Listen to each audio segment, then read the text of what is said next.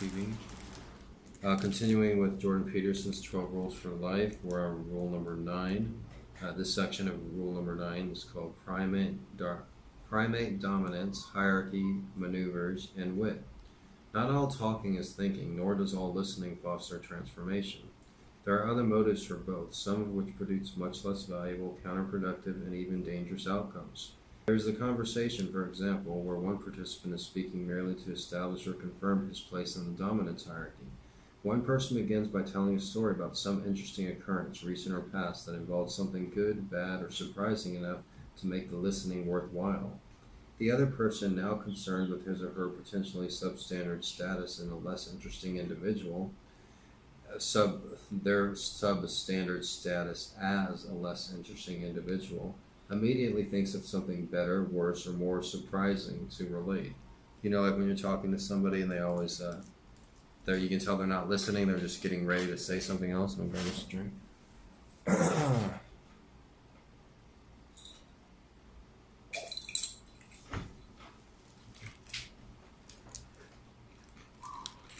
This isn't one of those situations where two conversational participants are generally playing off each other, rifling off the same themes for the mutual enjoyment of both and everyone else. This is jockeying for position, pure and simple. You can tell when one of those conversations is occurring. They are accompanied by a feeling of embarrassment among speakers and alike, all who know that something false and exaggerated has just been said. There is another closely allied form of conversations where neither speaker is listening in the least to the other. Instead, each is using the time occupied by the current speaker to conjure up what he or she will say next, which is often be something off topic because the person anxiously waiting to speak has not been listening. This can and will bring the whole conversational train to a shuddering halt. At this point, it is usual for those who are on board during the crash to remain silent and look occasionally and in a somewhat embarrassed manner at each other until everyone leaves or someone thinks of something witty and puts Humpty Dumpty together again. Then there is the conversation where one participant is trying to attain victory for his point of view. This is yet another variant of the dominance hierarchy conversation. During such a conversation, which often leads toward the ideological, the speaker endeavors to, number one, degenerate or ridicule the viewpoint of anyone holding a contrary position. Number 2, use selective evidence while doing so. And finally, number 3, to impress the listeners, many of whom are already occupying the same ideological space, with the validity of his assertions. The goal is to gain support for a comprehensive, unitary, oversimplified worldview. Thus, the purpose of the conversation is to make the case that not thinking is the correct tact. The person who is speaking in this manner believes that winning the argument makes him right, and that doing so necessarily validates the assumption structure of the dominance hierarchy he most identifies with. This is often, and unsurprisingly, the hierarchy within which he has achieved the most success, or the one which he is most temperamentally aligned. Almost all discussions involving politics or economics unfold in this manner, with each participant attempting to justify fixed a priori position, instead of trying to learn something or adopt a different frame, even for the novelty of it. It is for this reason that conservatives and liberals alike believe that their positions to be self-evident, particularly as they become more extreme. Given certain temperamentally based assumptions, a predictable conclusion emerges, but only when you ignore the fact the assumptions themselves are mutable. These conversations are very different from the listening type. When a genuine listening conversation is taking place, one person at a time has the floor and everyone else is listening. The person speaking is granted the opportunity to seriously discuss some event, usually unhappy or even tragic.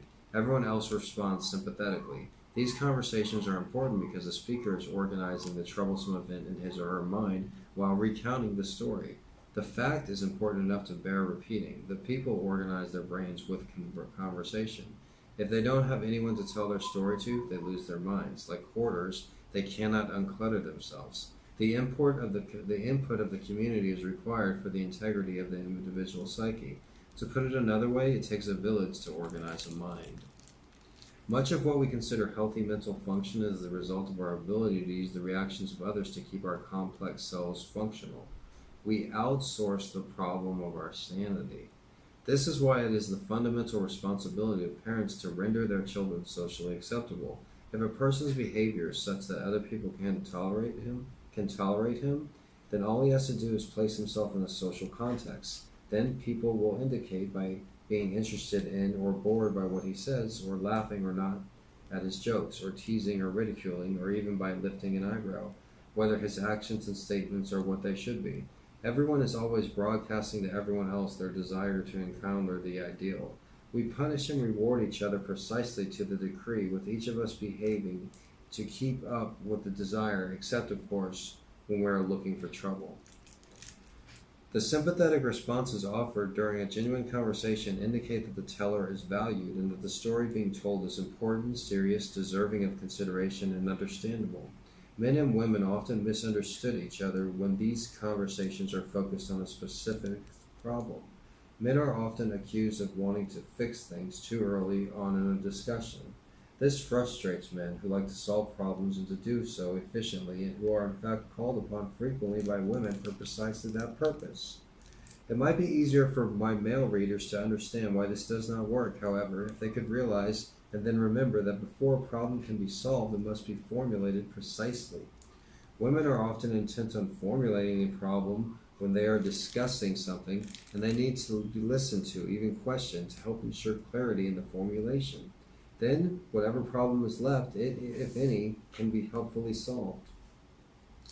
It should also be noted first that too early problem solving may also merely indicate a desire to escape from the effort of the problem formulating conversation.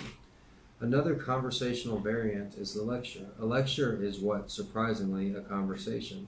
The lecturer speaks, but the audience communicates with him or her non-verbally. A surprising amount of human interaction, much of the delivery of emotional information, for example, takes place in this manner. Some psychologists suggest that 90% of communication is done non-verbally. That's what I learned in my non-verbal communication class. It was the very first question on the final exam. 90%.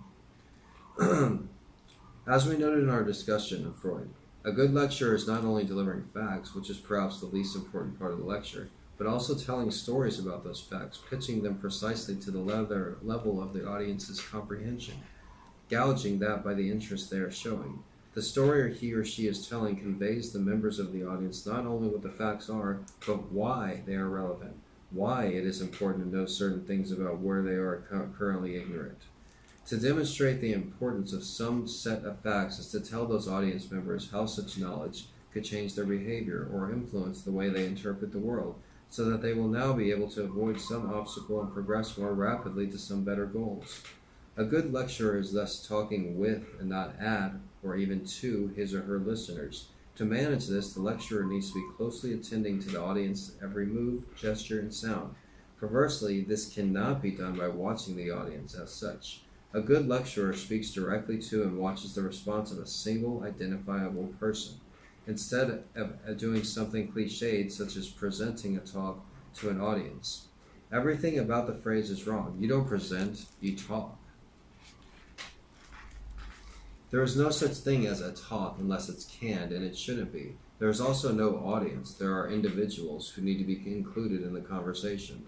A well-practiced and competent public speaker addresses a single identifiable person, watches that individual nod, shake his head, frown, or look confused, and responds appropriately and directly to those gestures and expressions.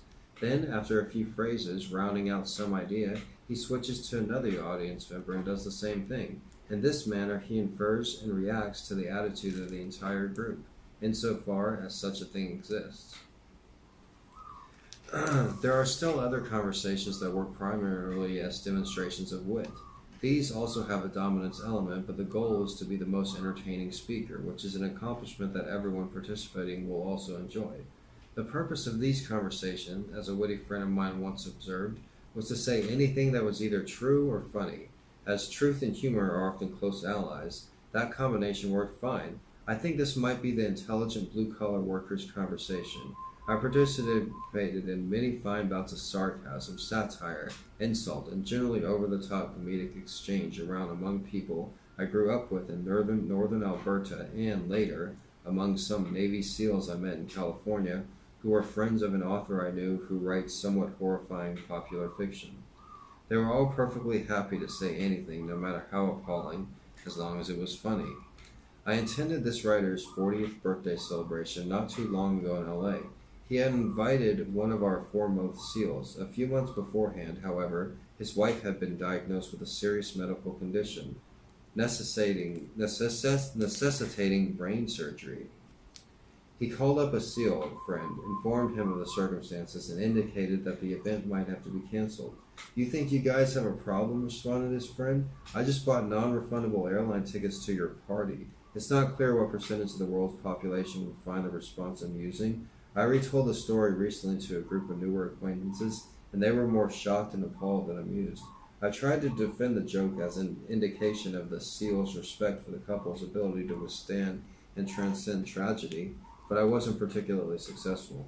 Nonetheless, I believe that he did intend exactly that respect, and I think he was terrifyingly witty. His joke was daring, anarchic to the point of recklessness, which is exactly to the point where serious funny occurs. My friend and his wife recognized, I know that is so true. Like if you know comedy and seriousness are like a thin line. My friend and his wife recognized the compliment. They saw that their friend knew that they were tough enough to withstand that level of, well, let's call it competitive humor. It was a test of character which they passed with flying colors. I found that such conversations occurred less and less frequently as I moved from university to university up the educational and social ladder. Maybe it wasn't a class thing, although I have my suspicions it was. Maybe it's just that I'm older, or that the friends a person makes later in life after adolescence lack the insane competitive closeness and pervasive playfulness of those early tribal bonds. When I went back up north to my hometown for my 50th birthday party, however, my old friends made me laugh so hard I had to duck into a different room several times to catch my breath. Those conversations are the most fun, and I miss them. You have to keep up or risk severe humiliation, but there is nothing more rewarding than topping the last comedian's story, joke, insult, or court curse. Only one rule really applies. Do not be boring, although it is also very bad form to actually put someone down when you are only pretending to put them down. That was some Jordan Peterson's 12 Rules for Life. My name is Gregory Brandt. If you haven't already, hit the subscribe button. And go and check out my own book. It's called Gonzo Education. There's a video of it. There's a playlist of it on my channel reading it. Thanks again. Have a nice day.